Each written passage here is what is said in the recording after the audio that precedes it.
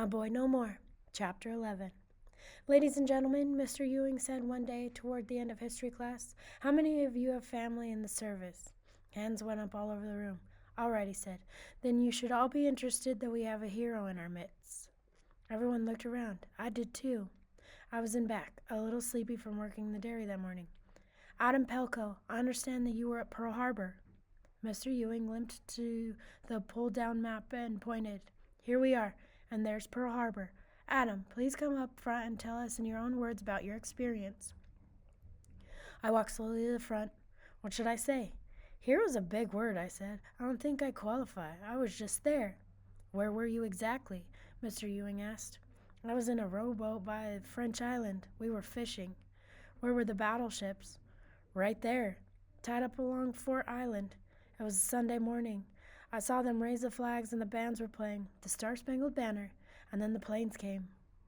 Go on, Mr. Ewing said. All I could see was fire and smoke and flags burning, everything burning, even the water was burning, and my father's ship, the Arizona. My voice broke, and I became aware of the class. They were looking at me, their mouths open. I stood there with my fists clenched, and then I walked out. The halls were empty. In the bathroom, I leaned over the sink, letting the water run over my face. By noon that day, the word about me had spread, and it seemed as if everybody in school wanted to talk to me. In the lunchroom, they crowded around, asking questions. You were there? December 7th? You were right there? You saw the Jap planes? A boy named Walter jumped up on the table and saluted. Hey, Adam Pelko, my brother's in the Navy. What you did was incredible. Were you wounded? I nodded. Where? I pointed to my back. There? Did it go all the way in? What was it? A bullet? I don't know. Out of the corner of my eye, I saw Babe, not close, but listening with that disbelieving, mean look on his face. They knocked into me in the hall. My cap went flying. Babe watched, his hands in his pockets. Your cap's on the floor, hero.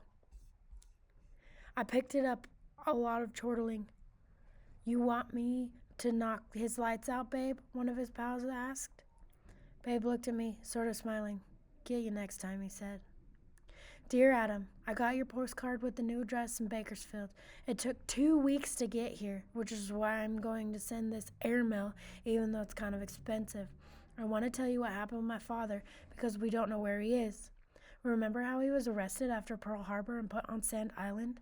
Well, he isn't there anymore. They moved him and a bunch of other men to the States, and we don't know where he is, except we think somewhere out west, probably in California, from what people are saying.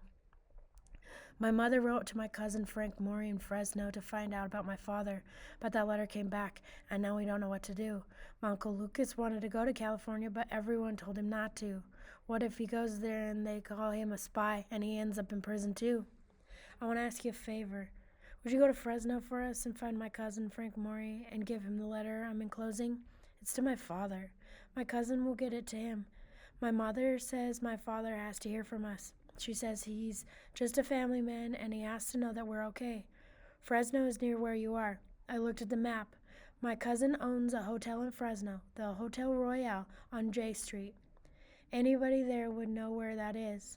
Sure hope you help us out. My mom's getting pretty desperate. Your friend, Davy. P.S. My mother says she knows you're a good person and will do it.